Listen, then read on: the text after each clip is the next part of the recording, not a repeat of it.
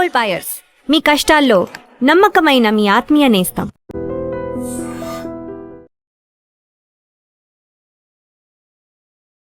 నమస్కారం, welcome to I dream. ధర్మ మార్గం విత్ విజిత కార్యక్రమానికి స్వాగతం.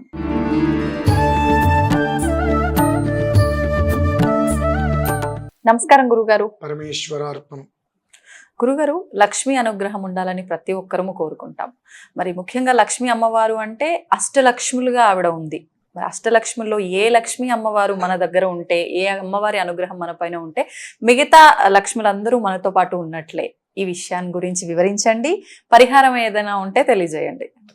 మన పూర్వీకులు ఇంటికి దీపం ఇల్లాలు అంటారు. అది నిజమా అబద్ధమా అంటే 200% నిజం. అలాగే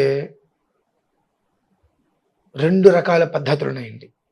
అష్టలక్ష్ములు అనేటువంటిది దేవతా స్వరూపం ఒకటి, స్త్రీ స్వరూపం ఒకటి. చాలామంది పురుషులకి అర్థం కాక వాళ్ళ జీవితాలని సర్వనాశనం చేసుకుంటున్నారు. కొంతమంది స్త్రీలు అహంకారంతో వాళ్ళ జీవితాల్ని నాశనం చేసుకుంటున్నారు. అంటే తత్వం. ఇంటికి నేను మహారాజుగా ఉన్నాను కదా, నువ్వు మహారాణిలాగా ఉండి సంతోషాన్ని అనుభవించడం ఒక విధానం. నేను మహారాణి అనగానే భర్త సేవకుల్లా కనిపిస్తాడు. కుటుంబాన్ని నాశనం చేసుకోవడం ఒక విధానం. ఇవి మనం జాగ్రత్తగా చేసుకోవాలి. ఇందులో అష్టలక్ష్ములు ఒకే చోట ఉన్నారు, ఒకే ప్రాంగణంలో ఉన్నారు. అలానే దరిద్రలక్ష్మి కూడా ఒకే చోట ఉంది. ఇది ఎట్లా అంటే ఎప్పుడు కూడా మనం వివాహం కాకముందు మనం ఎలా ఉన్నామనే విషయం పక్కన పెడితే, మన ఇంట్లో అమ్మ ఉందిగా, అమ్మ అన్ని రకాలుగా కుటుంబాన్ని పోషించుకుంటూ వస్తుందిగా. అష్టలక్ష్మి అవతారం ఎవరెత్తుతున్నారు? అమ్మ ఎత్తుతుందిగా. మరి వేరే దేవత ఎందుకండి? అవసరమా? నిజంగా చెప్తున్నారమ్మా, మీరు నమ్మినా నన్ను గుండె మీద చేసుకుని చెప్తున్నాను. అమ్మ అని నగాయత్ర్యా పరం మంత్రం నమాతు పరదేవతం అన్నారు. నీకు వివాహం అయ్యేంత వరకు కూడా ఎంత ప్రేమగా చూస్తున్నావో, వివాహం అయిన తర్వాత కూడా అదే ప్రేమగా అమ్మని చూడాలి, అదే ప్రేమను భార్యకు కూడా పంచగలగాలి. 2 రకాలు కూడా. అష్టలక్ష్ములు అంటే 4 అటు 4 ఇటు వస్తుందమ్మా. అప్పుడు ఇతనికి కూతురు పుట్టినప్పుడు మళ్ళీ అది వృద్ధి చెందుతుంది. 2, 2, 4 అలా వస్తుంది. అంటే అష్టలక్ష్ములు ఎక్కడున్నారు? మన ఇంట్లోనే ఉన్నారు. కానీ మనం ఏం చేస్తున్నాము? ఎక్కడో బయట ఎక్కడో ఉన్నారు అష్టలక్ష్మి అంటే, గుళ్ళో ఉన్నారు, గోపురంలో ఉన్నారు, మనం వెతుకుతున్నాం.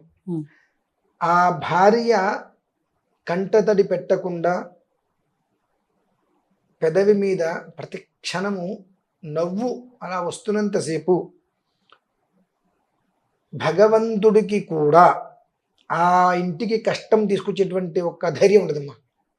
ఆ ఇంటికి కష్టాన్ని పంపించేటువంటి ధైర్యం భగవంతుడికి కూడా ఉండదు. అది మనం గ్రహించాలి, మనం గ్రహించాలి. అలాగే ఏ ఇంట భర్త కష్టపడుతూ, చూడండి అసలు నిజంగా కొన్ని కుటుంబాలు చూస్తూ ఉంటాము. భార్య, భర్త, అత్తగారు ఎంత అన్యోన్యంగా ఉంటారో అలాగే కొన్ని చోట్ల భార్య భర్త అన్యోన్యంగా ఉంటారు. మరి కొన్ని చోట్ల మనం చూస్తున్నప్పుడు కొన్ని మాటలు వింటున్నప్పుడు అనిపిస్తూ ఉంటుంది, బ్రతికి ఎందుకు ఉపయోగం వీడు అని. అలా అని చెప్పి చనిపోలేడు. ఎంతమంది చెప్పుకొని బాధపడుతూ ఉంటారంటే, తెల్లవారు లేస్తే అంటే కుటుంబం గురించి అనేక రకాలుగా. ఇప్పుడు వాళ్ళకి ఏముందంటే, కొంతమంది ఆడవాళ్ళు భర్త పడే కష్టాన్ని గ్రహిస్తారు. కొంతమంది ఆడవాళ్ళు వీడే కష్టపడుతున్నాడులే, ఇంట్లోంచి బయటికి వెళ్ళలేరు. ఇంట్లో నుంచి బయటికి వెళ్ళి ఏ పని చేయలేరు. మళ్ళీ కుటుంబం ఎలా గడుస్తుందో అనవసరం. కానీ అంతే, ఒక రకమైన చులకన భావం. వీడు పడేటువంటి కష్టం అనేటువంటిది, బయటికి ఎలా వెళ్తున్నాడు, తింటున్నాడా తినట్లేదా, ఎలా ఉంటున్నాడు, ఎలా బయటికి వెళ్తున్నాడు, ఎక్కడ తిరుగుతున్నాడు, ఏ రకంగా చేస్తున్నాడు, ఎంత కష్టపడితే పిల్లవాడి ఫీజులు కడుతున్నాడు, ఇంటికి రెంట్లు కడుతున్నాడు, ఈఎంఐలు కావచ్చు, ఏదైనా సరే నెల తిరిగేటప్పటికి ఈ ఖర్చంతా కూడా అప్పు చేస్తున్నాడో సొప్పు చేస్తున్నాడో తల తాకట్టు పెడుతున్నాడో తెలియదు, ఎక్కడి నుంచి తీసుకొస్తున్నాడు అని చెప్పి ఆ మనిషిని ప్రేమగా ఇంట్లో అడుగు పెడితే బయట విషయం కష్టం తెలియకుండా మంచినీళ్ళు ఇచ్చి సేద తీర్చే వాళ్ళు కొంతమంది ఉన్నారు. మహాలక్ష్మి నిలయం. ఇంతకింత కష్టపడుతున్నప్పుడు కూడా ఏం చేస్తున్నాడు అని ఒక చులకన భావంతో చూసేటువంటి స్థితిలో నిత్యము కూడా దరిద్రం తాండవిస్తూ ఉంటుందండి. అష్టలక్ష్ములు ఉండేటువంటి విధానం ఎలా ఉంటుంది, ఆ భార్య కంటి తడ పెట్టుకోకుండా చూడాలనేటువంటి ఎంత ప్రయత్నం చేస్తున్నప్పటికీ కూడా అహంకారం తలకెక్కి ఇంకా ఇంకో ఏదేదో వచ్చింది సరిపోవట్లని చెప్పి తృప్తి లేకుండా ఇంకా ఏదో కావాలని చెప్పి సాధింపుడు తత్వం అనేటువంటిది తిండి పెట్టకుండా ఉంటే ఉంటే ఉంటే తింటారు, లేదంటే లేదు, పెడితే పెడతాను, లేదంటే లేదు, ఏముందిలే, ఎవరి కోసంలే చేస్తాడా, ఈ రూపంలో ఆలోచించుకునేటువంటి స్త్రీలు కూడా ఉన్నారు. తద్వారా ఎంత కష్టపడుతున్నప్పటికీ కూడా వచ్చా తెచ్చా అయిపోయింది. ప్రతి నెల మళ్ళీ మొదలే. 1వ తారీఖు వచ్చిందంటే భగవంతుడు ఎట్లా ఎట్లా ఎట్లా అని అంత కష్టపడుతున్నావు అక్కడ. కానీ ఏ ఇంట్లో అయితే కనుక ఆ సంపద, భార్యాభర్తల మధ్య అన్యోన్యం, మైత్రి ఉంటుందో అంత కష్టపడాల్సిన అవసరం లేదండి. భగవంతుడు అక్కడ వచ్చి కూర్చుంటాడు నీకు. భగవంతుడు ఎక్కడైతే ఉన్నాడో అక్కడ ధనానికి లోటు ఏముంటుంది. ఇది గ్రహించాలి. అష్టలక్ష్ములు అంటే బయట ఎక్కడో లేరండి. తల్లి, భార్య, కూతురు, తన సోదరి, నలుగురు, 4 రెళ్ళు 8 లక్షలు. వాళ్ళని మించిన లక్ష్ములు ఎవరు ఉన్నారండి? ఎక్కడా లేరు. వీళ్ళని కాదు అని బయట ఏ లక్ష్మీదేవికి ఆరాధన చేసినా ఫలితం రావట్లా. పూర్వం నేను అంటే లక్ష్మీదేవి గురించి వస్తే అనేక విషయాలు, అనేక పరిహారాలు చెప్పాం. కానీ ఇది చెబితే ఎవరికి అర్థం కాదు. ఇంట్లో ఉన్న ఈ నలుగురిని నువ్వు కంటికి రెప్పలా కాపాడుకో. నిజంగా అష్టలక్ష్ములు ఇంట్లోనే ఉంటారంటే అది ఎవరు యాక్సెప్ట్ చేయరు. వీళ్ళని నేను కష్టపెడతాను, నలుగురిని బయటికి వెళ్ళి 40 మంది దేవతలను ఆరాధన చేస్తానంటే ఆవాగించేంత ఉపయోగం కూడా ఆవిడ పట్టించుకోదు. నీ జన్మను 10 నెలల పాటు కడుపులో నిన్ను మోసి ప్రసవ వేదన అనుభవించి నువ్వు బయటకు వచ్చిన తర్వాత తన రొమ్ము పాలు, తన రక్తాన్ని మార్చి పాలగా చేసి నీ కడుపు నింపింది. తన ఆకలి కూడా ఆపుకొని తనకి ఇష్టమైన పదార్థాలు తింటే నీకు ఎక్కడ ఇబ్బంది వస్తుందని చెప్పి అవన్నీ ఆపుకొని నీకు పాలిచ్చి 10 నెలల పాటు నిన్ను పెంచి పొత్తిరిలో పెట్టుకొని ఎక్కడ కింద పెడితే ఎక్కడికి అందిపోతావు అని చెప్పి ఇంత పెంచినటువంటి తల్లికి నువ్వు ఇచ్చేటువంటి మర్యాద ఇదేనా? నీకు చెల్లి కావచ్చు, అక్క కావచ్చు. చెల్లి అయితే నువ్వు ఎత్తుకుని పెంచావు, అక్క అయితే నిన్ను ఎత్తుకుని పెంచింది. నువ్వు ఎత్తుకుని పెంచిన చెల్లిని నువ్వు ఇట్లా అవమానిస్తావా? నిన్ను ఎత్తుకుని పెంచిన అక్కని నువ్వు ఇలా అవమానిస్తావా? నిన్ను నమ్మించిన భార్యని నువ్వు చూసే పద్ధతి ఇదేనా? ఈ 4 నువ్వు సవ్యంగా చేయలేనప్పుడు 40 మంది దేవతల్ని ఆరాధన చేస్తే నీకు ఎలాంటి ఉపయోగం లేదు. మీరు రాముని కూర్చుంటారు వాళ్ళు. ఇది గ్రహించాలమ్మా. ఇది గ్రహించినప్పుడు ఆ కుటుంబం చాలా బాగుంటుంది. ఇంతకు మించి లక్ష్మీలు ఎవరైనా ఉన్నారా? చెప్పండి ఒక్క మాట. నాకు తెలిసి అయితే లేరు.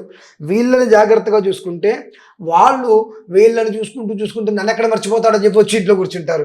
అరే ఒక్క రారా, నా కాలు పట్టుకోరా, నేను దిగే వాళ్ళు ఇక బదమలాట మొదలు పెడతారు. ఉండవమ్మా, అక్కడ నాకు 8 మంది లక్ష్ములు ఇక్కడే ఉన్నారు, నా కూతురు ఉంది. అవునా? ఈ 4 ఉండగా ఇంకేం కావాలమ్మా? 5 ఇంకా ఇంకేం కావాలి చెప్పు మనకు. వీళ్ళని జాగ్రత్తగా చూసుకోగలిగితే పంచవర్ష ప్రణాళిక అని అంటారు. అంటే తల్లి స్త్రీయే, చెల్లి స్త్రీయే, భార్య స్త్రీయే, కూతురు స్త్రీయే. అంటే 5 2 అక్క చెల్లి 2 అన్నాం కాబట్టి వీళ్ళిద్దరు ఎవరైనా ఒకటే కాబట్టి ఈ 4 నువ్వు ధర్మంగా చూసుకున్నంత కాలము నువ్వు దేనికోసము బయటికి వెళ్ళి వెతకాల్సిన అవసరం లేకుండా అన్నీ వెతుక్కుంటూ నీ ఇంటిని వెతుక్కుంటూ వస్తాయి. కానీ ప్రతి ఇంట్లో కూడా మంచి చెడు 2 ఉంటాయి.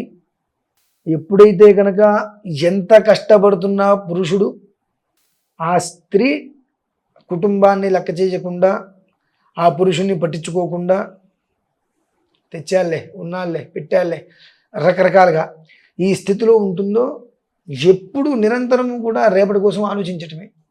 అలాగే ఏ పురుషుడైతే తన భార్యని ఇబ్బందులకు గురి చేస్తూ రకరకాల మాటలతో చిత్రహింసలు చేస్తూ రకరకాల అనరాని మాటలు అంటున్నప్పుడు ఆ ఇంట్లో కూడా అంతే ఉండదు. లక్ష్మీదేవి స్థిరంగా పొరపాటు కూడా ఉండదు. నిరంతరము నిత్య దరిద్రమే. ఎంత సంపాదించినా సమయానికి వచ్చినట్టుగా ఏమి ఉండదు. కాబట్టి లక్ష్మి మనకి ఇంట్లో ఉండాలి అంటే ఈ 4 జాగ్రత్తగా చూసుకుంటే 40 మంది దేవతలు వచ్చారు. బాబా మావంకు గురించి చూడరా బాబు నువ్వు అని చెప్పి సంతోషంతో ఆనందంతో నీకు ఇంకా ఏం కావాలన్నా మేము ఇచ్చేస్తుంటాం. అప్పుడప్పుడు మావంకు కూర్చోడమని చెప్పి కోరుకుంటారు భగవంతుడు. కోపం వస్తుందేమో గురుగారు కొంతమందికి. కానివ్వండి, ఇప్పుడు ఎప్పుడు కూడా అమ్మ ఒక విషయం ఉన్నప్పుడు మంచి చెడు రెండు చెప్పగలగాలి. మంచి మాత్రమే చెప్పి ఆడవాళ్ళు మాత్రమే గొప్పవారు, మగవాళ్ళు వెధవలు అని చెప్పకూడదు. మగవాళ్ళు మాత్రమే వెధవలు, మగవాళ్ళు మాత్రమే మంచివాళ్ళు, ఆడవాళ్ళు పనికిమాలిన వాళ్ళని చెప్పకూడదు. రెండు వర్గాల వారు ఉన్నారు. ఆ రెండు తప్పేముంది? ఇప్పుడు కోపం ఎవరికి వస్తుందండి? ఆ నిజంగా అలా ఉన్నవాడికి కోపం వస్తుంది. అలా లేకుండా ప్రేమగా సంతోషంగా కుటుంబంతో కలిసిమెలిసి కష్టమైన నష్టమైన ఉందామనుకునేటువంటి వ్యక్తి కోపం రాదు. నిజంగా అమ్మాయి కోపం వచ్చినా అబ్బాయి కోపం వచ్చినా ఆ తత్వంలో ఉన్న వాళ్ళకి కోపం వస్తుంది. కోపం వచ్చిందంటే వాళ్ళకి అర్థం కావాలి, నేను ఈ తత్వంలోనే ఉన్నా కదా అని వాళ్ళకి అప్పుడైనా మార్పు రావాలని నేను కోరుకుంటా. అంతే. అది. ధన్యవాదాలు గురుగారు. పరమేశ్వరార్పణం. దీన్ని తవ్వండి, తవ్వుతూనే శివలింగం. పరమాత్మకు జీవా సరే దాన్ని అట్లా కప్పేసేయండి, చూపించదండి. Krishna is there. మూర్తి పూజ కాదు, సాక్షాత్ బ్రజేంద్ర నందన భగవాన్ ఉన్నారు మూర్తిలో. ఏమీ ఆశించకుండా ఆరాధించే వాళ్ళు కూడా ఉన్నారా ప్రభుజీ? నిజమైన భక్తి అంటే మనకు తెలియదు కాబట్టి